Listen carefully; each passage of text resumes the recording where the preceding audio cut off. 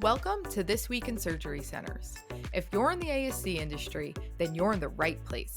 Every week, we'll start the episode off by sharing an interesting conversation we had with our featured guest, and then we'll close the episode by recapping the latest news impacting surgery centers. We're excited to share with you what we have, so let's get started and see what the industry's been up to. Hi, everyone. Here's what you can expect on today's episode. Mel Gunawardena is the co-founder and managing partner at SYNERGEN Health, and he is here to share with us a few things that every RCM expert needs to know. Mel sat down with Nick Latz to talk through the best practices every ASC should adopt, how technology can streamline the process, and the pros and cons of keeping RCM services in-house or outsourcing. In our news recap, we'll cover a new surgical tech training center that just opened up, what to watch out for in your payer contracts, a new controversial decision by Anthem, and of course, end the news segment with a positive story about a new game-changing asthma treatment that just came out. Hope everyone enjoys the episode, and here's what's going on this week in surgery centers. Mel, Ready. welcome to the show. Hey, Nick. Thank you. Thanks for having me. So, Mel, excited to talk to you today about revenue cycle management and some best practices within the revenue cycle management space. Before we jump in to get started, can you help us understand, from in your view, what's really the high-level objective of revenue cycle management? Yeah, I think in healthcare, the healthcare providers are providing services, and at the end of the day, they got to get paid for the services they've rendered. So that entire process, whether it's a patient coming in and paying cash or whether they have insurance, that entire process of submitting claims to the insurance carrier and collecting those funds, basically following the money for the healthcare provider, is the RCM process in a nutshell. Right? And doing that efficiently and in a compliant manner and to collect the funds that they due is the key component in the RCM operation and process. Right. Got it. So it sounds like getting paid in a compliant manner and getting paid on time and in full is a Exactly. big part of what we're trying to drive here. Exactly. So with that in mind, I want to talk to you about some of the specific best practices. Sure. From your perspective and where you sit and what in the market, what are a handful of best practices you think that are important for ASCs specifically as they think about their revenue cycle management processes? Yeah, I think there are multiple best practices, but I think it starts from the very beginning, where from the time a patient is scheduled, I think getting the right information. So I would say the first thing is getting the accurate information from the referring provider. So one is, making sure that you understand and document procedure or the procedures they plan to do. Getting the right and accurate demographic information is very important of the patient or the responsibility party. Getting the right accurate insurance information is important. And then other one is getting the medical records from the referring provider. And people ask us, why do you need that? It's sometimes when the insurance carrier is denying a claim and asking for additional information, it's important for you to have those medical records in hand at the time that you are scheduling that patient. So that's very important. Number two, I would say, is eligibility. It's important to get your eligibility done. I was watching one of the HST State of the Industry reports, and it states that only 78% of the time insurance is verified. So it's very important to make sure that you're checking for coverage and then also checking for what are the balances, what is the co-pays, co-insurance, deductible. So it's important to do that verification of benefits. And although the surgery center might not be doing the prior authorization, usually it's done at the Correct. physician level. You got to also make sure that you understand which procedures require prior authorization, and you know that, right? Again, this HST data, the industry data report showed that only 24% of the required prior authorizations are being done. So that's a huge gap in the RCM process. So that's something that you as a facility needs to know that as well. And just to double click on that one, Mel, because 24% is Very low, low. right? I think we think eligibility is low at 78%, but 24% really stands out. From your knowledge of the process and the gaps that sometimes exist within the process, why do you think prior auth is so low? I don't think the referring providers know what procedures for which pair do you require prior auth. That's one of the things that's happening. So I think it's educating that physician as well is important. And you as a facility, at the end of the day, you're carrying the bag, right? And they may be doing the prior authorization for the physician side, but that's the same thing that you're using for the billing for the surgeries. So you need to have your own template. It's best practices to have your own template ready so that if you don't get a prior authorization, you call and request that before you schedule that surgery. There's definitely a dependency on the provider if there's not a good check and balance. Because to your point, the ASCs aren't doing it, but they've got to have a check within their Exactly. process to get it, right? That's right. That's right.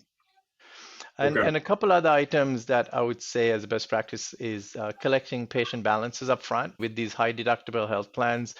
It could be the difference between profitable cases or not, right? Making sure that you do the estimation. So it goes in hand with the eligibility check, making sure that you're Right. checking what the patient balances are and doing the estimates and then collecting those funds up front is very important. And even at least having a card on file, that's important. So patient collection up front is very much a key best practice that we state.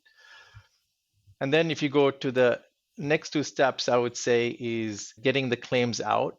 Obviously, coding is an obvious component, but a lot of people miss components in submitting a claim. For example, putting the prior authorization in there could be an issue.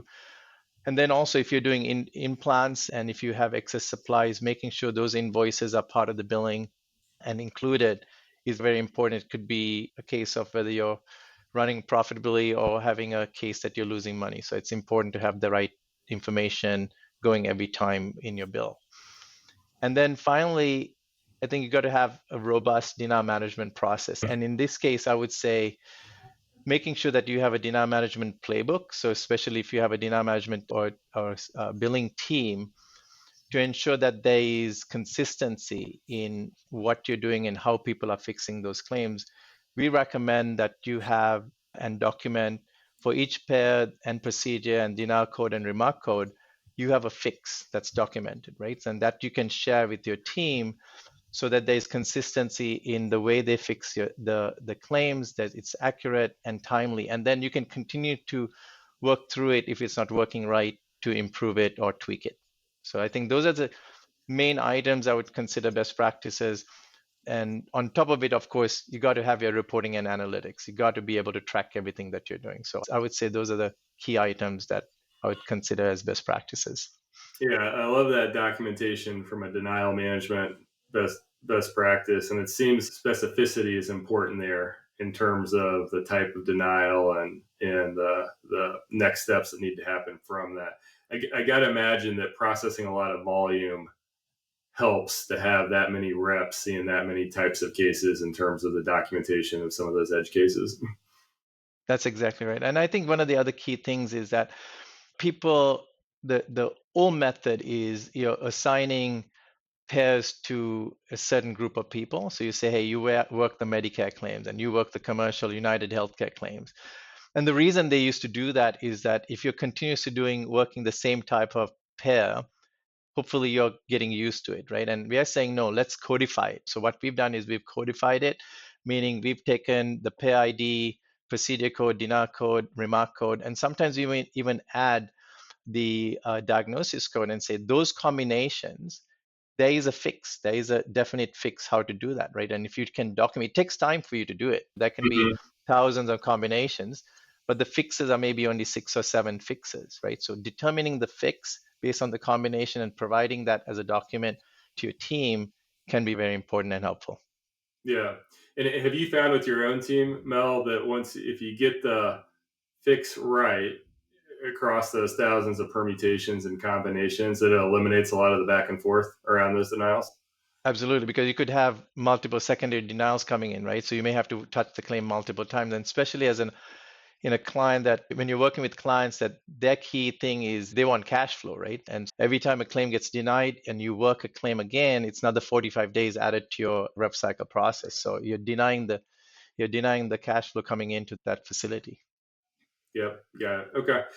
Um, the other thing I wanted to circle back with you on, you talked about the claim submission and getting the claim right. And you mentioned implant and supplies, the Yes. documentation and the invoice and getting that on there. And that's something that we've seen with our clients. It can be a pain point. There can be a mismatch in the invoicing process with those claims. Yeah, I was wondering if you'd help drill into that best practice a little bit in terms of when it goes wrong, what goes wrong in terms of the implant and supply Yeah, invoicing and getting that on the claim.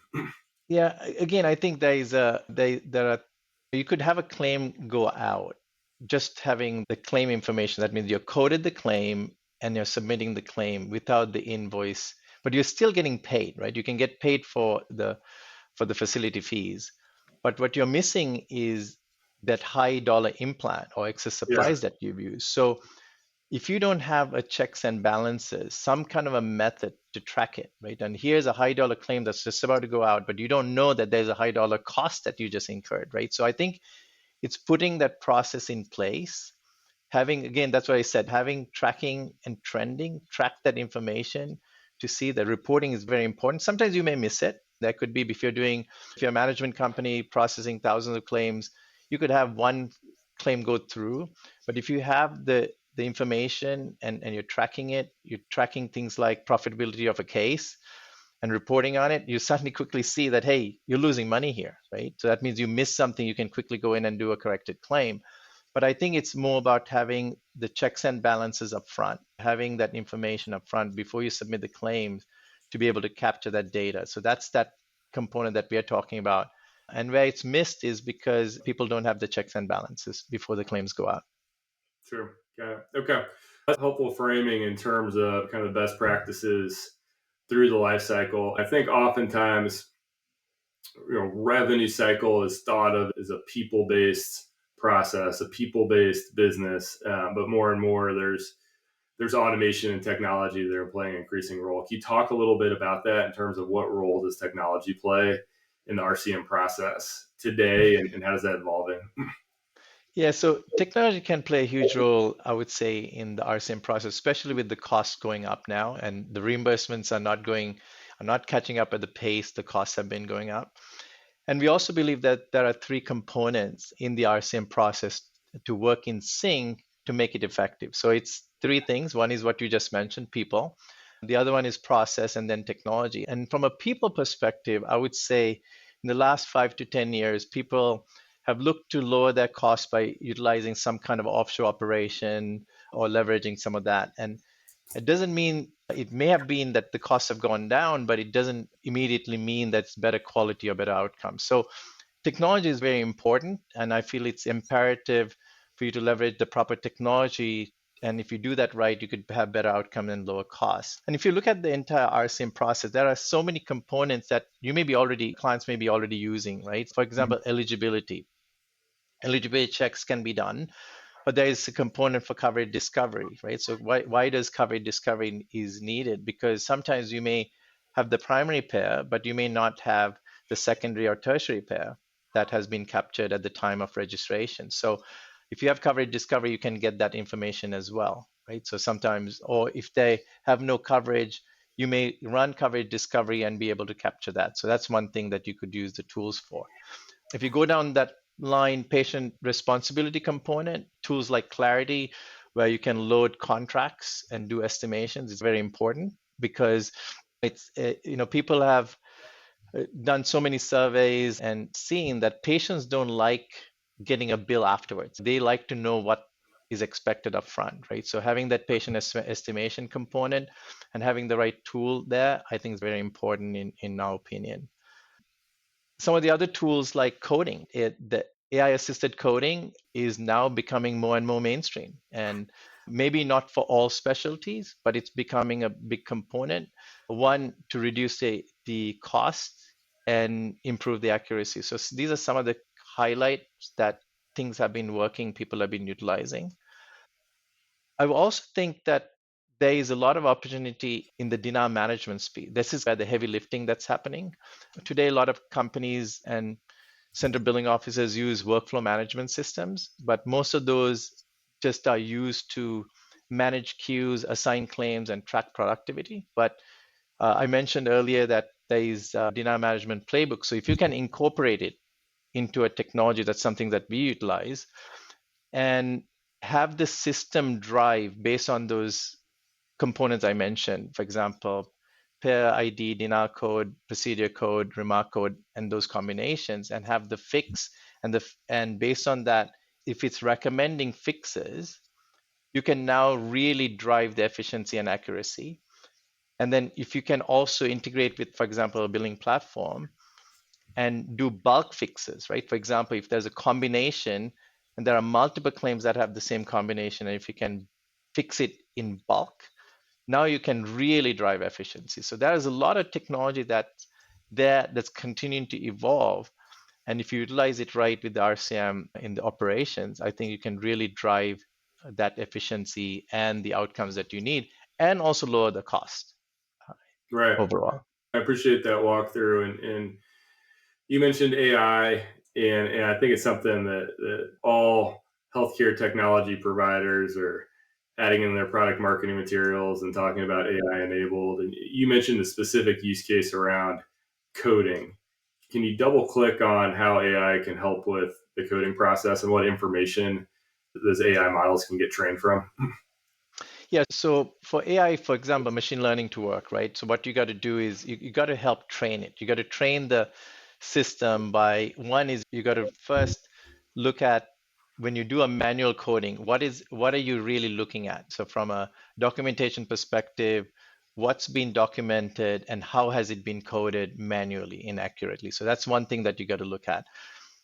And then once you keep training the data and tweaking it, then as you get for example, transcription that's there, that is documented of an op report, the manual way of doing it is reading the op report and then determining how to code it, right? So by using AI, what it's doing is it's reading it. So you're digitally reading it, the system's digitally reading it. It's using machine learning to train the model.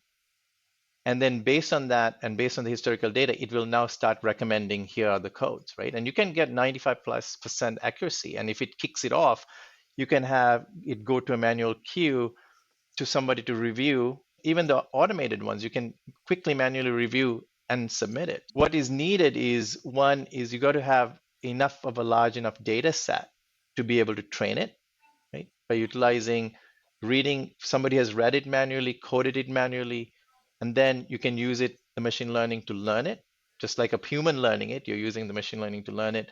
And then as it runs more and more data, the accuracy level becomes better and better. So AI assisted coding can really drive the cost down and increase the efficiency. And I think there are other areas that even in our denial management system, we are utilizing AI to look at how the fix is working or not.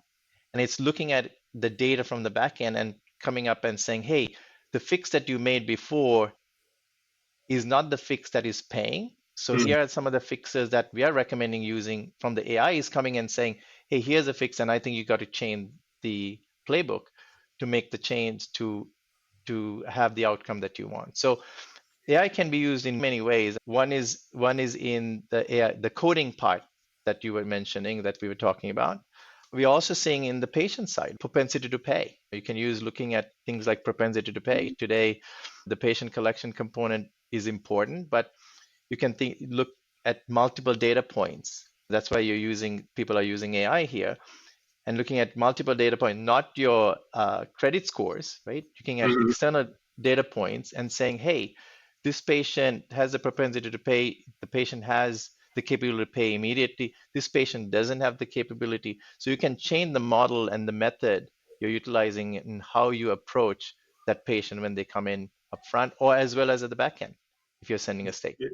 Interesting. So that armed with that knowledge, that might help you set the strategy of when and how to collect payment. Absolutely. Yeah. Yeah. So thanks for sharing those use cases. Want to talk about, so specific to the ASC industry, right? A lot of ASCs choose to do revenue cycle in-house. Others choose to outsource RCM to a specialist. And then there's groups out there that are doing kind of a hybrid, right? Using in-person resources or their own resources for some of the process, outsource resources from some other pieces of the process. Is you work with different clients in the ASC industry that are thinking through, in-source versus outsource, what do you think are some of the important evaluation criteria and considerations for that decision? Yeah, I would say it's a good question. And it really depends on the needs and the goals of the organization and the availability of resources and what type of capability they have in-house, right? So let's say it's a management company, right? And they have a successful central billing operations. They have centralized most of the components. They have a strong RCM team. And in those cases, then you continue to support and utilize your internal team. So you'll have an in-source team. Now, however, that assumes that you have an experienced management team managing the RCM operations, you have documented standard operating procedures, you have established training programs, onboarding staff, you have systems to automate and assist, and your costs are low, your attrition is low, and you have a successful scaled operation Yeah. that you can scale, right? So in that case, there's no need to go outside. But if any of those items are lacking, right? So we have seen certain management companies who've come to us as well, said, hey, you know what? We can't scale, or we don't have the technology, or costs are too high, or attrition's getting too high. In those cases, where you already have some sort of a management team that is doing some part of our same operations, we would recommend a hybrid model, right? Because they do have some capability within the organization in I would say corporate, and you may keep some of those functions internally. For example, contracting or maybe even patient collections component, they may do that. Some do their own eligibility checking part of it, so that's some part that they may keep in house. But then the scaling part, the heavy lifting side is coding, submission of the claims, data management, posting, can be done from an external team. So in that operations, you could use a hybrid model. So Right. that's when we see the hybrid model working pretty well. But if you're a standalone center, right? So if a physician groups that come in and said, hey, you know what, I want to kick off a facility, or they have a few facilities, they're adding a new facility, they don't have the resources and they don't have the technology, I would recommend that they utilize an external company, the right company to work with, because they have the technology, they have the team, they can scale up. Also, in those cases, as you're scaling up, right? If you have your internal team, your cost is fixed, or you're carrying a heavy cost, right? And in the outsource model, usually it happens on a contingency fee basis, meaning you're charging on a percentage basis. So as you're ramping up your revenue, your fees are also ramping up slowly, right? It's not a high cost at the beginning. So in those cases, I would say the outsource model works, whether it's a single facility or a few facilities, they're adding a new facility. I would say outsource model works. Now, if a management company determines that, hey, we don't have a centralized operations, we have a distributed model where it's independent centers running their own billing teams, and Yep. they don't have that model, then an outsourced operation could be an option. But we feel for the right management company, a hybrid model works best. Gotcha. That's helpful to think through the different decision factors there. What about independent centers that have in-house people doing it today, right? And are evaluating, hey, could I get better results from outsourcing, both from a revenue perspective and or potentially a cost perspective? How do you, and that can be a sensitive discussion, obviously, because there's people in place, but from a business, let's just think about the business side of it. What's the best way to evaluate, hey, what's my revenue performance? What are those metrics to look at to help determine if you might be able to do it better a different way? Yeah, I think one of the key things is you got to do an assessment, right? We recommend doing an assessment on a client or group that is looking to see how are they doing. Just we're in the healthcare industry, right? So doing a health check is normal, right? It's Yeah. obvious thing. So for the physicians, we may feel great, but we don't know whether we are doing well or not. That's why we do all the tests.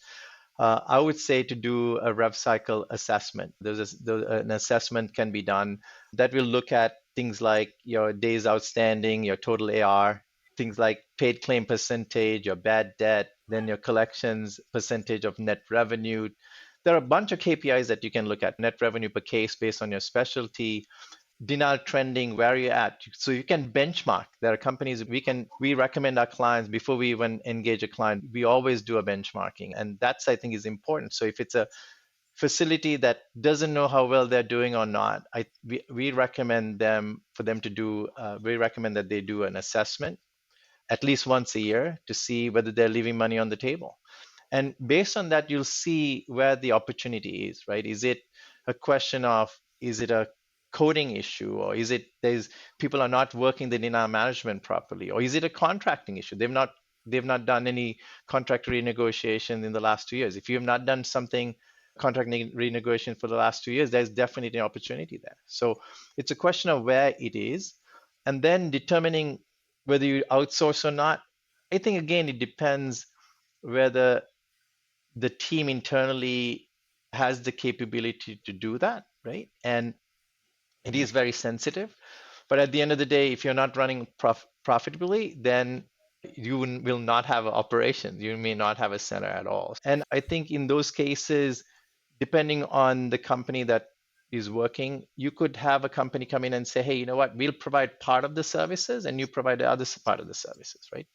It's depending on how much you can leverage of your internal team and how much you can leverage of your external organization.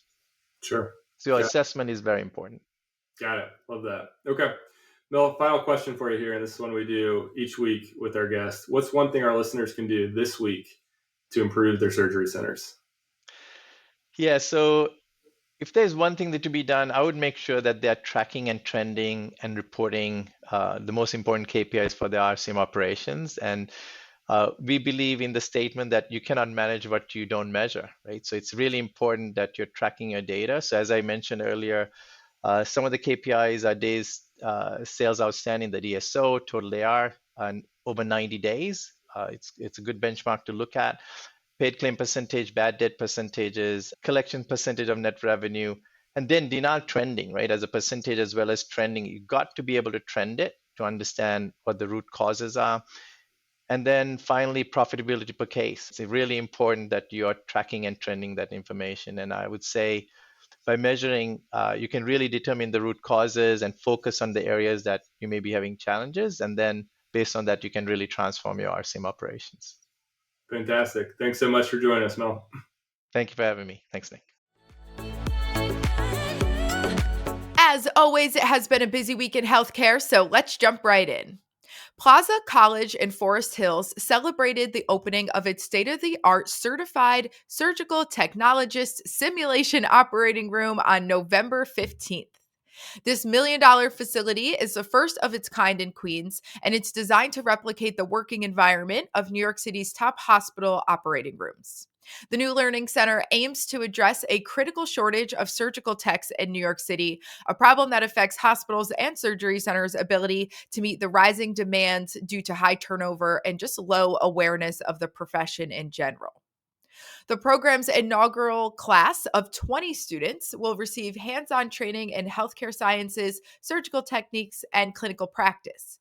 Graduates will earn an Associate of Applied Science degree and a National CST certification.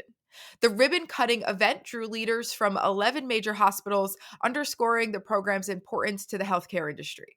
Students praised the immersive training environment, calling it essential for mastering the precision and teamwork required in surgery.